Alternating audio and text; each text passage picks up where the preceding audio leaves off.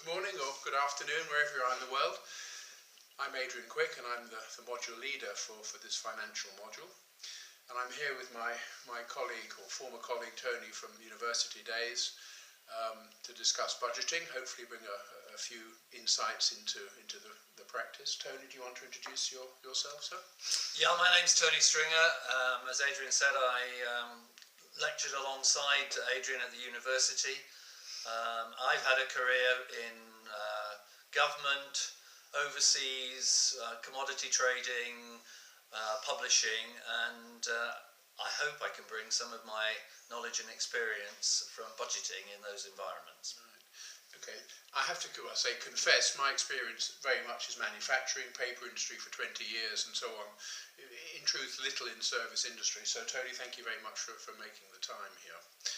So in terms of budgeting, I mean, our process in the manufacturing industry started 1st of May for a 1st of January financial year, basically. So it was taken very seriously. I mean, is that your experience of budgeting in practice? Not quite so specific as that. Normally the budgeting process started close to the middle of the year. Sometimes it's left far too close to the end of the year and the beginning of the following year. But that also is influenced by the type of budgeting process that you use. Right. Which we'll talk about later, I'm sure. I mean, one thing, do you agree? It's a very busy time of the year for budgeting, is it? For accountants, rather, the budgeting process. Year end, of course, chaotic, but budgeting equally so. Absolutely. Partly because you're dependent upon everybody else within the organisation. The accountant's role is pulling all of those figures together and managing the process, if you like. But because of the dependency upon other parts of the organisation and your reliance on senior management giving a proper strategic lead, it makes it even more difficult for the accountant. Yes, most certainly. It was an interesting time for us. But I mean, I think also nowadays, particularly with my experience in the paper industry, where our shares were held by institutional investors, and the corporate governance requirements, as we know only well, towards information to them, you know, that budgeting is almost, you know, looking forward is almost as key as getting the past accurate. Mm-hmm. So very much so. What about budgeting processes themselves, or let's say types of budget first of all? I mean, many types and so on, but I mean, key is, you know, do you start with a blank sheet of paper, which we can call zero-based budgeting, you know, or do you start with last year's? I mean, you know, what's your feelings on that from what you've done? Well, the most common form of budgeting is incremental budgeting, where basically you take the historic results and you inflate them by whatever given percentage. That will be influenced by, for instance, sales targets, revenue targets, which will probably be increased. So that's the most common form of budgeting. But then we get into the area of whether it's top down or bottom up. And for effective budgeting, you have got to have a lead from the top of the organisation to set the parameters within which the rest of the organisation can set their budgets. Right. Zero-based budgeting can come into that, but it's a very labour-intensive process. And in my experience, yes, it is quite useful, but it's so complex and labour-intensive that it's never used to the extent which you might read about in a textbook. I have to hold my hands up, so I've not been involved, but I have been involved in activity-based budgeting. The development from activity-based costing, and sort of cynically, again, very much as you say, the amount of effort involved for the result that you get, I think needs to be carefully considered. That would be sort of my polite words to say. It's a lot of work, most definitely. And also, with this zero-based budgeting, how do you decide and prioritise? You know, at the end of the day, it's a top management decision. I suppose it has to be. But then we come on to the interesting topic, isn't it? And you started to allude to it there, and that is that how should the budgeting process be driven? Should it be very much a top-down approach, in your experience, or should it be participative and so on, and perhaps filter up from the bottom? What's your experience there? My experience is that you have to have a strong lead from the top. It is top down, but only to a certain level.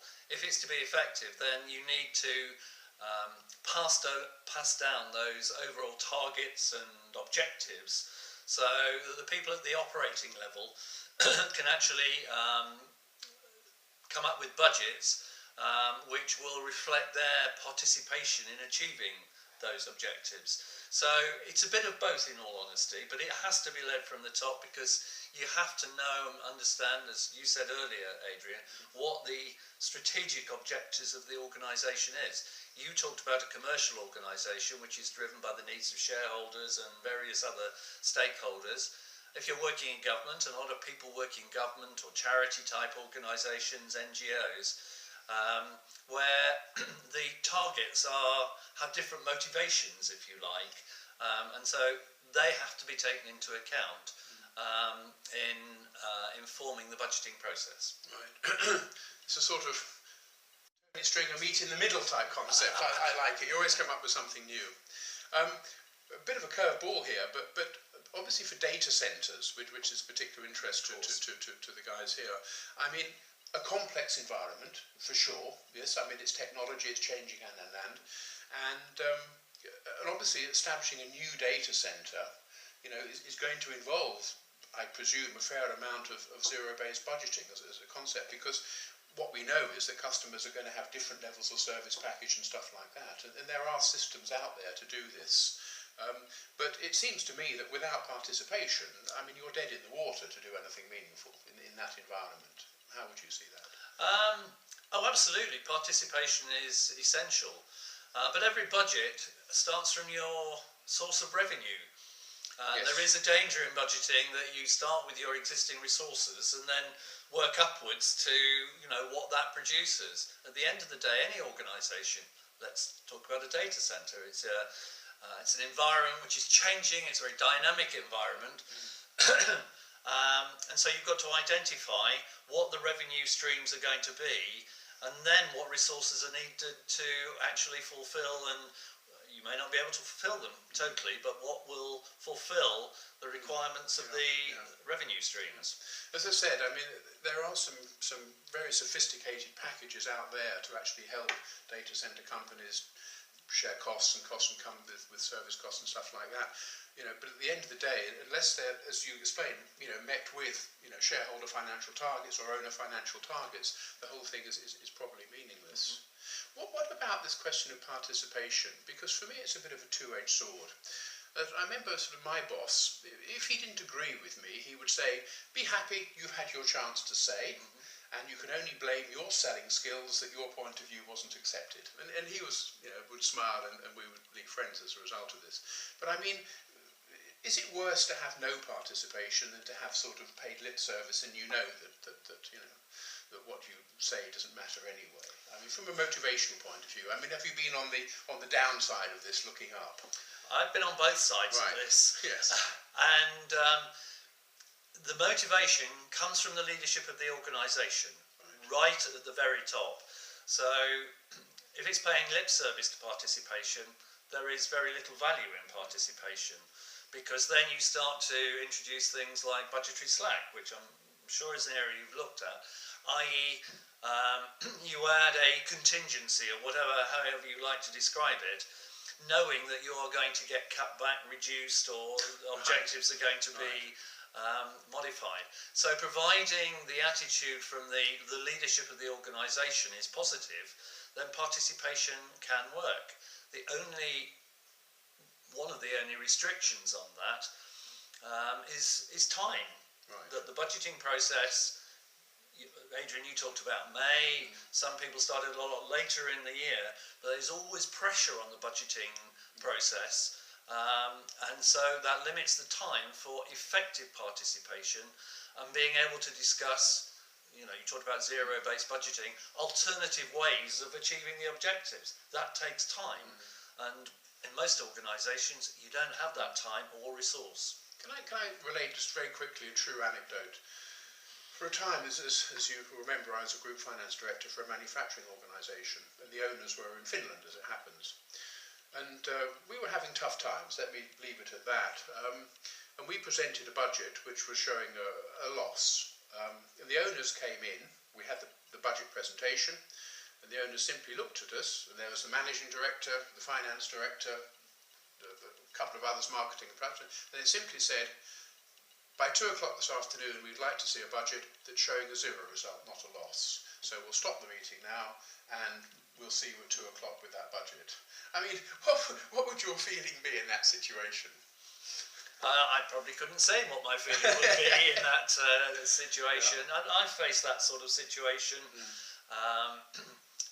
particularly where you're dealing in government type expenditure in organisations where there are political influences.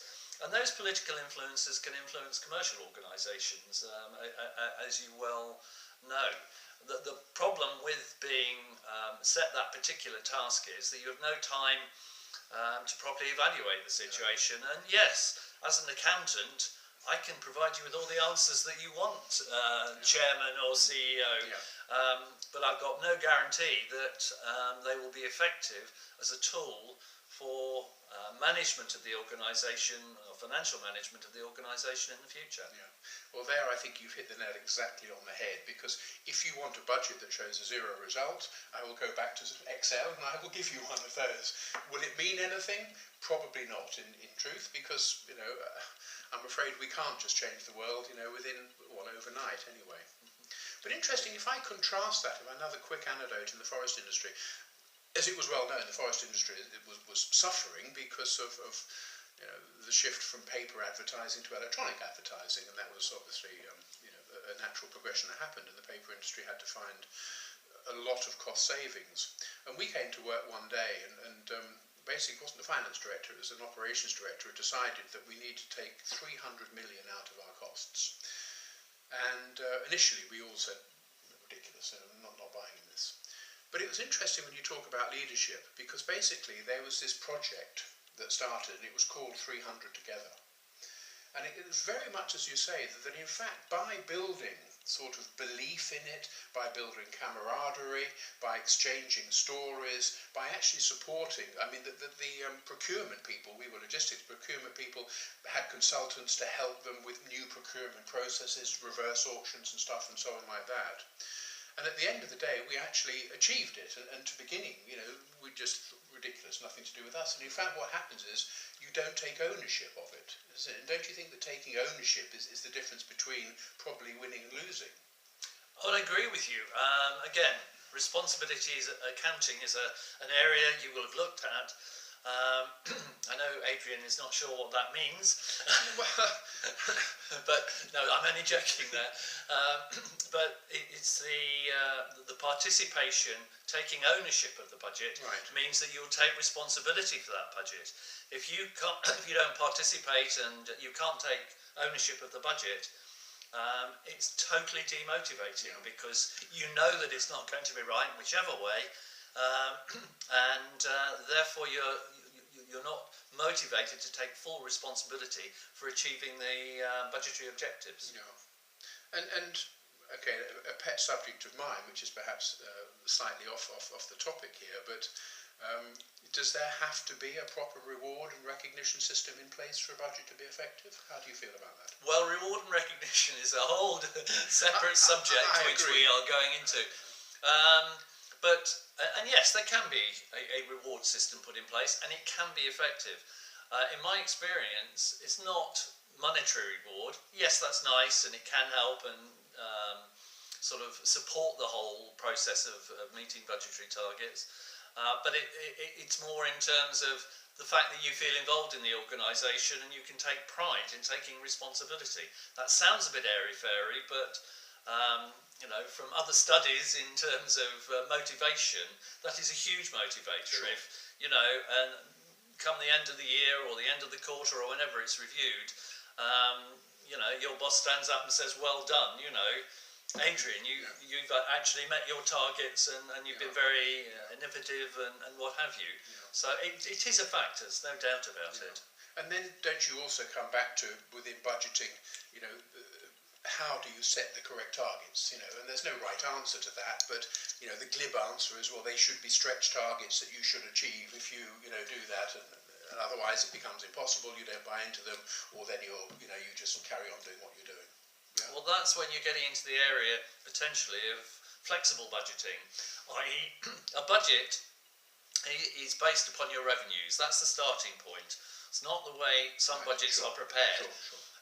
But what you've got to be able to do is to reflect the changes that will occur when you hit your revenues, you're above your revenues, you don't achieve your revenues, which comes back to the basic costing. You've got to be able to identify your fixed cost, your indirect costs, your marginal costs, and come up with a budget which reflects those situations. Because otherwise, when these budgets are reported back against, you get spurious variances in there, Right. and those original targets become irrelevant unless you've built in that sort of flexible core to say, well, given this level of revenue, these are the results that you should be looking for. Yeah. I mean, just finally, another bit of a curveball for you, Tony. What was your worst budgeting experience, do you think? What do you look back and you think, oh, didn't like it, or I got it wrong, or what confess a sin here. What do you think? Well, perhaps a couple of answers there. One, when you put a lot of effort into preparing a budget and you've been you worked really hard at it, and then it is just slashed, it was thrown away because of some political or other decision at board level or whatever it might be. Certainly that has happened to me Right. on a number of occasions. Without proper explanation, perhaps. Without explanation. So I'm yeah. totally demotivated in terms of trying to achieve that, because I know that I won't be able to do it in the given Sure. circumstances. I'm trying to think of another worst case scenario. Well, I think my worst one, I think, was the forest industry. I have to be careful what I say here, but basically, on my desk on a Monday morning was the budget manual. Right. And we know budget manuals, don't Yes. we? They are deadly weapons, because it was a couple of folders like this, and basically Adrian, get to grips with this. Need the figures, whatever. Oh my good night, that was a nightmare. Then we were burning the midnight oil, certainly. So no, never again. That was not a pleasant experience, definitely. So anyway, if you're anything else you'd like to share before we call it a halt? The only thing I'd like to share is that budgeting seems to be a deadly boring subject, and sometimes academically, yes, that's what I'm saying. Yeah. In terms of studying it, but I think there's a lot to be learnt from it. It is a key part of my responsibility when I was a financial director or whatever. I thought it was vitally important to understand all the concepts around budgeting, and you never come up with a one, totally zero based or whatever. But I think the budgeting process is something that you need to take very seriously, both in terms of setting the budgets and then managing the budgets once you actually get into the year or period in question. Yeah. I think that's a nice conclusion, because if you look at sort of what is the budget, a communication device, it's authority to expend, it's a set of targets and all the rest of it. But the one that's often missing can be a massive learning experience. Well, that's true, yes. And that's the positive side of it. Tony, I'll shake your hand. Thank you very much indeed, sir. Well, my pleasure. And I hope some of these experiences has brought the process to life anyway.